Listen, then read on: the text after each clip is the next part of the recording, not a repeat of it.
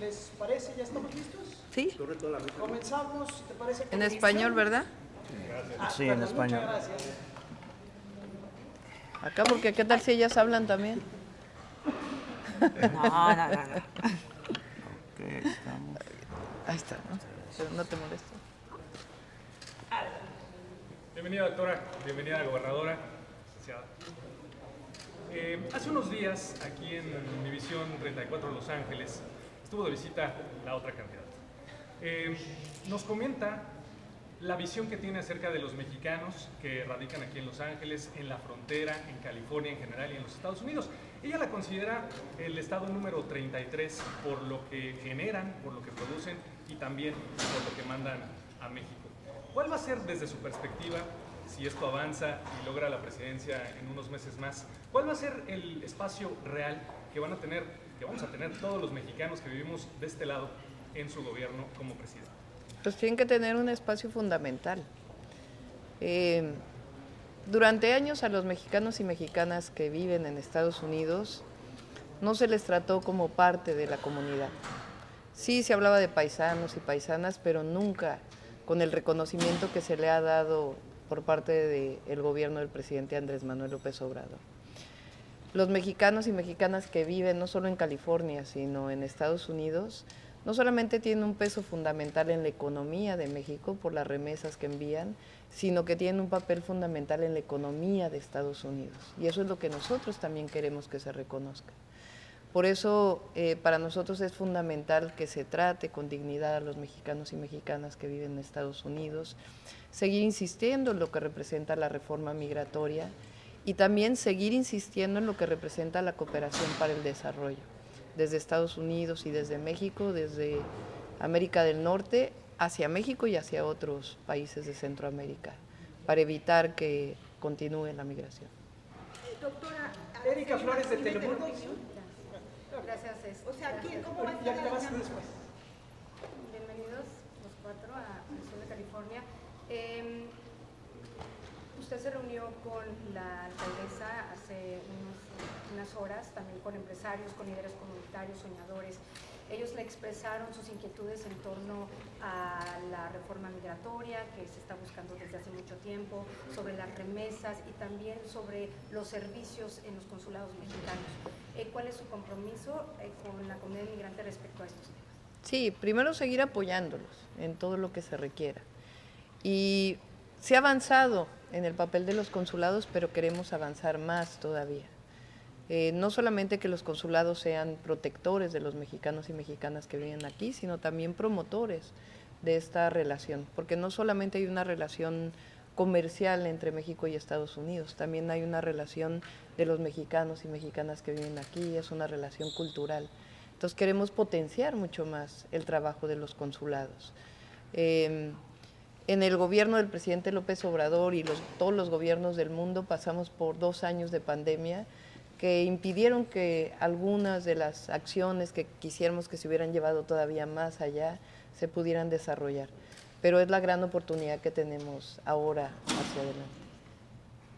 Doctora Araceli Martínez, del periódico La Opinión, 2 preguntas que van muy conectadas. Una de las cosas que los paisanos, los migrantes le pidieron más al presidente fue una reunión con él que no se pudo dar. ¿Cuál sería la política de usted si usted llegara a ser presidenta? ¿Se reuniría frecuentemente con los migrantes o es algo difícil? Y la otra pregunta, cuando venía hacia acá, me llamó por teléfono Pedro Rodríguez, que es un inmigrante de Quechehueca, Sonora, que tiene viviendo 25 años aquí, y me dijo: Araceli, por favor, pregúntale a la doctora qué puede hacer por nosotros, que tenemos décadas en este país. Yo pedí permiso en mi trabajo, tengo 2 trabajos y no me dejaron ir al teatro a verla, no me dieron el permiso. ¿Cuál es la esperanza para esos inmigrantes indocumentados que tienen décadas esperando una reforma migratoria? ¿Qué les dice a ellos? Pues que hay que seguir hablando con el gobierno de Estados Unidos. La reforma migratoria, como ustedes bien saben, depende del Congreso de los Estados Unidos. Y es algo que tenemos que seguir insistiendo, cambiar esta narrativa de que construir muros no nos lleva a la mejor relación entre Estados Unidos y México. Que lo que tenemos que seguir desarrollando son puentes de comunicación y construcción de la relación entre los 2 países. Y para los mexicanos y mexicanas que viven aquí, pues el apoyo por parte del gobierno de México para que sean tratados con dignidad y que podamos seguir trabajando para que, sobre todo, los mexicanos y mexicanas no tengan que emigrar por necesidad, sino que se desarrollen las condiciones de vida en México para que puedan quedarse en su lugar de origen. Y sobre Andrés las Quiñones, de reuniones, CNN. sobre las reuniones. Sí, a ver, eso es importante porque nosotros tenemos una limitación del Instituto Nacional Electoral, incluso aquí en Estados Unidos. La limitación, pues por supuesto tiene que ver con el cupo del propio auditorio, pero tiene que ver también con que nos pusieron una serie de indicaciones que solamente pueden ir militantes y simpatizantes del movimiento. Entonces, por eso se dieron estas condiciones, pero está totalmente invitado para que pueda asistir. Andrés Doctora, Quiñones. ¿por qué su gira aquí en Los Ángeles? ¿Y cómo va a beneficiar a la comunidad mexicana? Bueno, Los Ángeles es la segunda ciudad del mundo con más mexicanos y mexicanas. Y por supuesto que nos interesa estar aquí hablándole a los mexicanos y mexicanas y hablando también a todos los estadounidenses de lo que significa la relación con México. Entonces es muy significativo que estemos aquí por lo que representa a Los Ángeles para nuestro país. Aranzazú de Univisión San Diego. Muchas gracias. Doctora, buenas tardes. Quería decirle a todos los mexicanos que viven aquí en Estados Unidos y que muchos de ellos quisieran regresar a sus lugares de origen en México, pero se encuentran esos lugares copados por la violencia y por el crimen organizado. Afortunadamente está disminuyendo el índice delictivo en nuestro país. A veces es algo que no se comunica lo suficiente, pero es importante que aquí en Estados Unidos, en todo México y en todos los lugares se sepa que la mayor parte de los índices delictivos están disminuyendo. Por supuesto, nos falta todavía más. ¿Cómo lograr eso? Pues seguir trabajando con dos elementos sustantivos. El primero tiene que ver con la atención a las causas. La política de seguridad tiene que tener siempre una parte fundamental que tiene que ver con lo que antes se llamaba la prevención y que nosotros llamamos la atención a las causas, que quiere decir que ningún joven, hombre o mujer, tenga que acercarse a una banda delictiva, sino que tenga otras oportunidades de desarrollo, educación, acceso a la cultura, acceso al deporte y acceso a una vida distinta. Y también la posibilidad de crear lazos comunitarios distintos. Esta idea de que acercándose a una banda delincuencial van a tener una vida llena de lujos, se ha promovido a través de muchísimas series de televisión, por ejemplo, y eso puede generar en un joven la posibilidad de decir, bueno, ahí está una oportunidad de vida y en realidad es una oportunidad de muerte, porque eso es lo que es una banda delictiva. Y lo que tenemos que seguir trabajando es dando oportunidad para educación, para empleo, para el desarrollo de los jóvenes en nuestro país. Y la otra parte muy importante es lo que yo llamo la cero impunidad, es decir, que se siga desarrollando no solamente la Guardia Nacional, las policías, sino el sistema de justicia en nuestro país, que incluya las fiscalías y al sistema judicial para que un delito que se cometa sea sancionado. La opinión, por favor. Doctora, bienvenida a Los Ángeles, Asunción Durán de la opinión. A pesar de la gran algarabía que se ve acá en Los Ángeles, hay algunos pequeños grupos, particularmente de pequeños negocios, que en el pasado, digamos, vieron cortado de 3x1 y cosas así. ¿Qué les podríamos decir a ellos respecto a ese punto? Y aparte, ahorita ya hay inmigrantes que no han podido arreglar documentos y que entonces están pensando y viendo regresar a México, ya en el retiro, pero no ven nada claro o posiblemente hay algunos programas, pero no, como que están en la oscuridad, hay unas opciones. ¿Qué se les podría decir a esos dos grupos? Sí.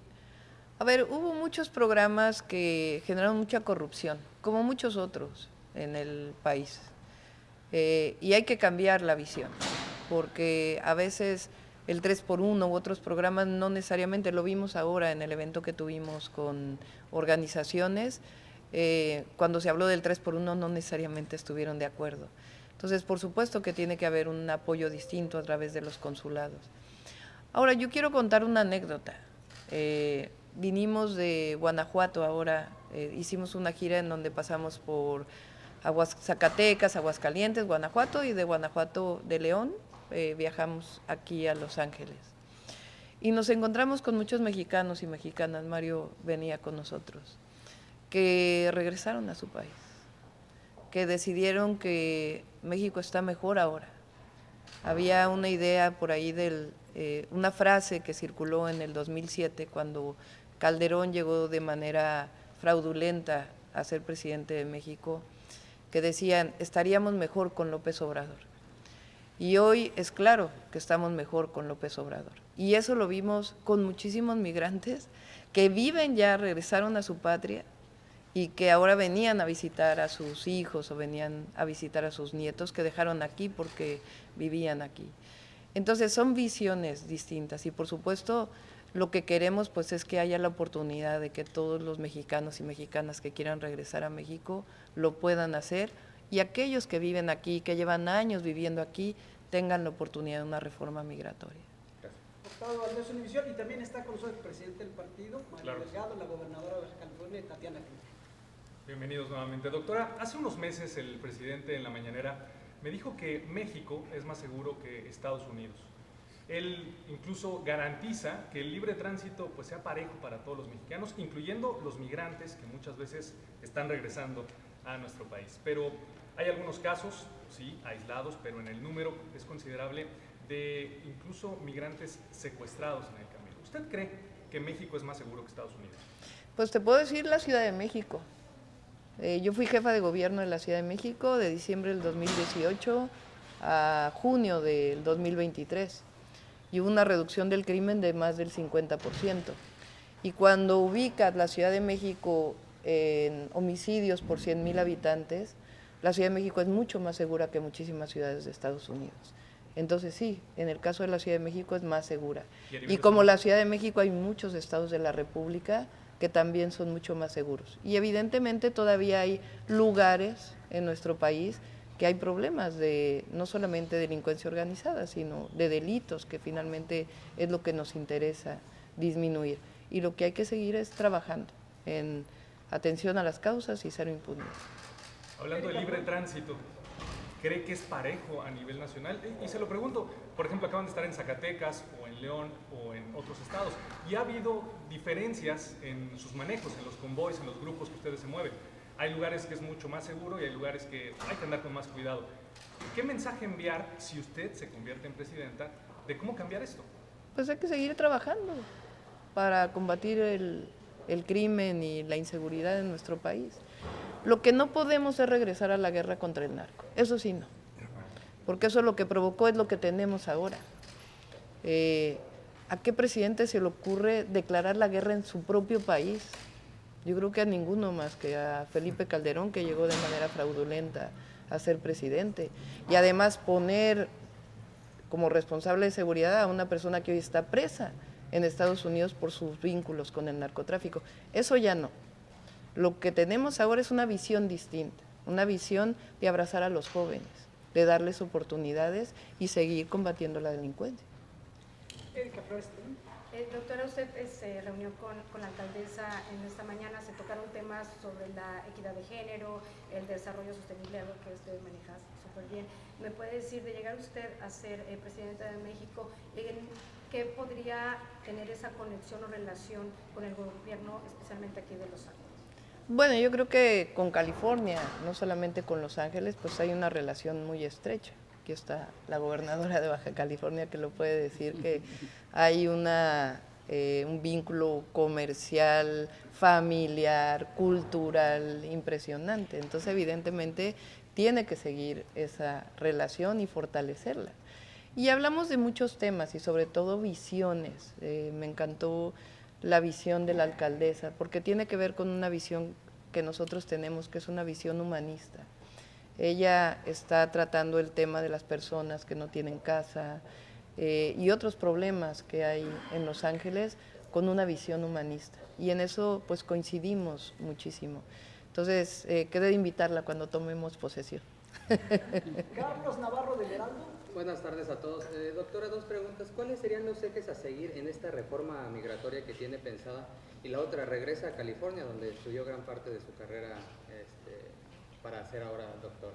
Sí, se ha trabajado en ello, en la Secretaría de Relaciones Exteriores en su momento, Y hay distintas propuestas que hay en Estados Unidos. A lo que yo me refiero es seguir insistiendo al gobierno de Estados Unidos que la mejor forma de resolver la migración es atendiendo las causas, como en el caso de la violencia. Y atendiendo las causas quiere decir cooperación para el desarrollo, quiere decir invertir para que las personas no tengan que emigrar. Lo dijo el presidente Biden cuando estuvo en la reunión en donde estuvieron el presidente López Obrador, el primer ministro de Canadá y el presidente Biden en Palacio Nacional. Él mismo lo dijo, la gente, las familias no migran por gusto, migran por necesidad. Entonces, esa es la narrativa que nosotros vamos a seguir sosteniendo, porque es la narrativa más humana y la que finalmente va a resolver el problema o por lo menos disminuir el problema. Y al mismo tiempo que se reconozcan los derechos de mexicanos y mexicanas que tienen muchísimos años viviendo en Estados Unidos y que contribuyen a la economía de Estados Unidos y que tienen derecho a tener derechos. Eso es lo que hemos estado diciendo. Y por otro lado, sí, aquí tengo muchos vínculos con California, con el norte de California, porque viví 4 años. Cuando estudié aquí, vivía con mi familia en el housing de Stanford, porque ahí estudiaba mi exmarido, vivíamos con mis hijos y yo estudiaba en Berkeley, y pues tengo muy lindos recuerdos.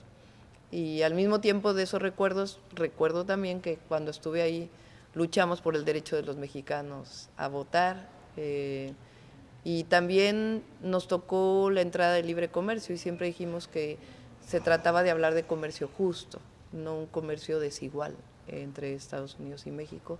Y por otro lado, pues tengo mucha familia que vive en California, mi hermana, mi sobrina, así que me siento como en casa. Incluso parte de su carrera como activista social protestó contra Carlos Salinas aquí, doctora. Sí, cuando fue Carlos Salinas de Gortari a la Universidad de Stanford, a festejar los 100 años de la Universidad de Stanford, muchos mexicanos que estudiaban en los Estados Unidos levantamos carteles para decir que el cartel que yo levanté decía Fair Trade and Democracy Now. ¿Mexicana? Doctora, ¿qué mensaje le da a los Dreamers que están y no están, que pueden votar en México pero no pueden votar aquí? ¿Y cómo lo ve el Newshoring en México?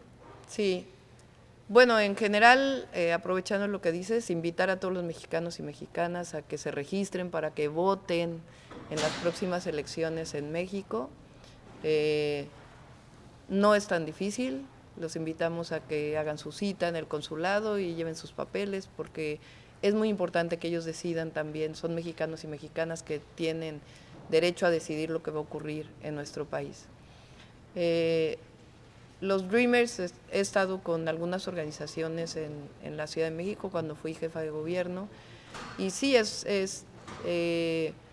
son muchos de ellos ya nacieron, o hijos que llegaron muy pequeños aquí y que no tienen la posibilidad de votar aquí, pero que han hecho su vida aquí, aquí han estudiado, entonces pues es la posibilidad que se les reconozca también.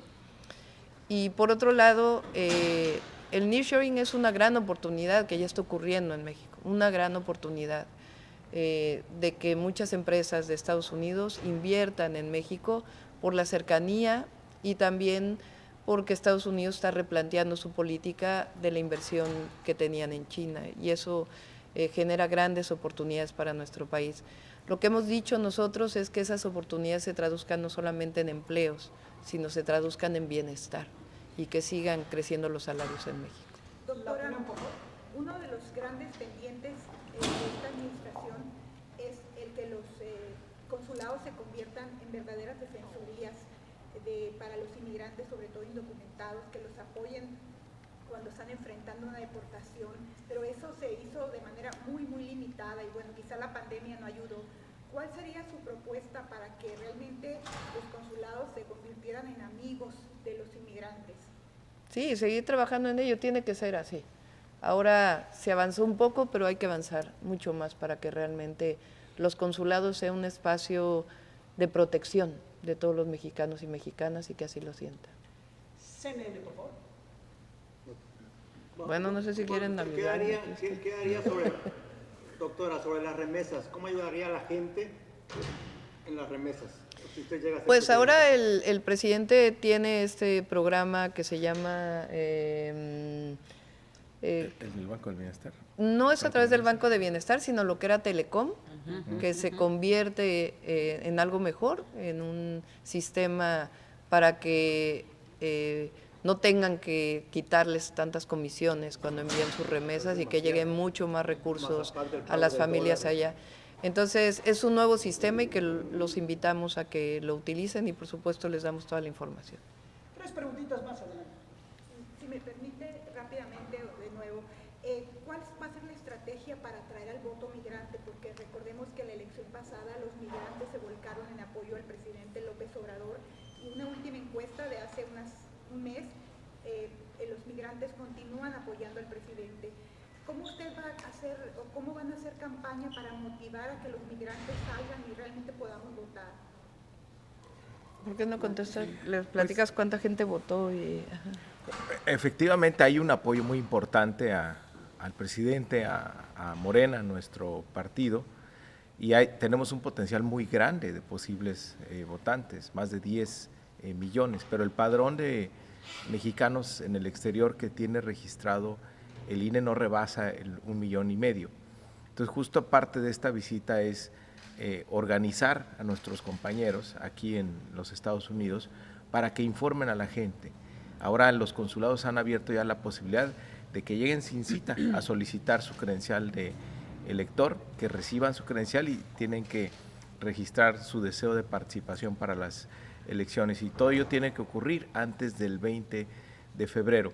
Pero de los 68,000 votos que sacó Andrés Manuel López Obrador en el 2018, podemos tener una meta por lo menos de 500,000. Y eso es algo muy importante para empoderar a la comunidad mexicana en el exterior, pero también sirve para que esta escasa participación que luego tienen en las elecciones de los Estados Unidos, ya quienes tienen derecho a ello, pues empiecen a tener una política diferente, una cultura política diferente que haga valer sus derechos, tanto en México como en los Estados Unidos. ¿Podrá volver la doctora durante la precampaña o la campaña a Los Ángeles? No sé si hay limitaciones para regresar en campaña. Creo que sí, ¿verdad? ¿Pueda volver? Puede venir a hacer eventos, tendremos que hacer la planeación de la campaña, pero hay otras partes de los Estados Unidos que quieren verla. ¿Su nombre y su cargo, por favor? Soy Mario Delgado, presidente de Morena. 2 preguntas más. Sí. Estados Unidos enfrenta una crisis migratoria que ya se ha desbordado. Decenas de miles de migrantes vienen de Centroamérica, de Sudamérica, cruzan México. Se habla de violaciones de los derechos de todas estas personas, de abusos sexuales para las mujeres, en fin. ¿Cómo pensaría usted en sobrellevar esta crisis migratoria? ¿Cómo puede llegar a ser, presidente? Hay que seguir insistiendo en la cooperación para el desarrollo. Si una parte de lo que se invierte en la guerra se invierte en la paz, entonces se reduciría la migración. ¿Y qué quiere decir invertir en la paz? Quiere decir que haya apoyos para todas aquellas personas que tienen grandes necesidades y que migran por necesidad. El presidente López Obrador tiene varios programas sociales en México que ahora los tiene en Honduras y en El Salvador. ¿Qué programas sociales? Por ejemplo, apoyos directos de jóvenes construyendo el futuro. No tiene que pasar por el gobierno, ni siquiera lo aprueba el gobierno de El Salvador y de Honduras, para que se apoye de manera directa a jóvenes que quieren emplearse, o el programa Sembrando Vida, en donde tienen la oportunidad de seguir cultivando sus tierras, inclusive reforestar y poder desarrollarse. Es muy poco lo que México puede dar, pero si Estados Unidos invirtiera en ello, y además inversión en general en los países de origen de la migración, entonces estarían las familias juntas, estarían las familias felices y estaríamos construyendo un continente con mayor paz y tranquilidad. Y esa narrativa, esa esencia, tenemos que convencer a los congresistas de Estados Unidos que es lo mejor que podemos hacer para disminuir la migración. Univisión Santiago, por favor. Doctora Adriana Payal. nos comentó el plan acerca de cómo instruir a los jóvenes para que no fueran cooptados por el crimen organizado. ¿Qué plan hay contra los cárteles de la droga en México? Pues, a ver, yo creo que la visión principal que yo seguí en la ciudad, por supuesto que hay que seguir combatiéndolos, pero también hay que seguir evitando que jóvenes se incorporen a bandas delictivas o a grupos delictivos. La visión que nosotros generamos en la Ciudad de México es combatir el crimen, los homicidios, los robos con violencia, y eso permitió disminuir los delitos de alto impacto. Y creo que tiene que haber una visión de quién genera la violencia y de cero impunidad frente a esa generación de violencia, que no es mano dura, es justicia. Y creo que lo que hay que fortalecer es el sistema de justicia en nuestro país, y por eso muchas propuestas que se están discutiendo hoy en México, que hay que fortalecer, por supuesto, a la Guardia Nacional, fortalecer las fiscalías y fortalecer el sistema de justicia para que la justicia llegue al que menos tiene. Univisión y luego Mexicanal, por favor. Están aquí, hablábamos de los mexicanos que pueden votar en el extranjero. Es una elección, la del próximo año, que se podría definir solamente con el voto del extranjero. Eso podría definir una elección. ¿Cuál es el mensaje para, sí, la base que ustedes ya tienen y que están convencidos que es muy fuerte aquí en Los Ángeles, pero para aquellos pues, escépticos que se han alejado mucho del poder de la política en general en México y que hoy dicen, bueno, caray, puedo votar, pero no estoy tan seguro de por quién? ¿Cuál sería su mensaje hacia ellos?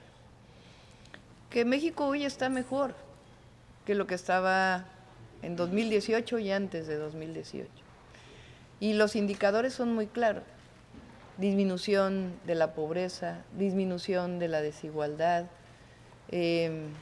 mejores oportunidades para los jóvenes en nuestro país, mayor inversión extranjera directa, una economía estable, una situación política estable, y que lo peor que nos puede ocurrir es regresar al pasado, a ese pasado de corrupción que tanto daño le hizo a México, y que participen para que no ocurra eso, que no regresemos al pasado, sino que sigamos construyendo por el camino del bienestar. Mexicana. ¿Cuál será el mensaje a Biden en estos momentos cuando dijo que no se iba a construir ni un metro y tuvo que, por el Congreso, que construir un muro más? ¿Cuál sería el mensaje, doctora? Pues seguir insistiendo, repito, que lo mejor que podemos hacer es la cooperación para el desarrollo, que no hay otro camino, que ese es el camino más humano y que al final va a dar los mejores resultados, y además va a crecer más la economía del continente con la integración comercial, no solamente de América del Norte, sino también seguir insistiendo en mayor integración de la economía de toda América. Doctora, ¿qué va a hacer con todas las propuestas que le han entregado los migrantes, los líderes migrantes? Y si hay algo que le haya impactado. Pues me impactó mucho la participación de una dirigente de mujeres janitors, Rosa López. No solamente lo que sufren las mujeres que se dedican a este noble oficio, sino su fuerza, y yo creo que contagia esa fuerza de las mujeres luchonas en todos lados, pero sobre todo de organizaciones de migrantes que luchan por sus derechos. Entonces vamos a estar muy cerca. Gracias. Muchas gracias a todos. Si gustan pasar por aquí, por favor. Gracias. Esperamos que regrese pronto. Sí, cómo no. Gracias.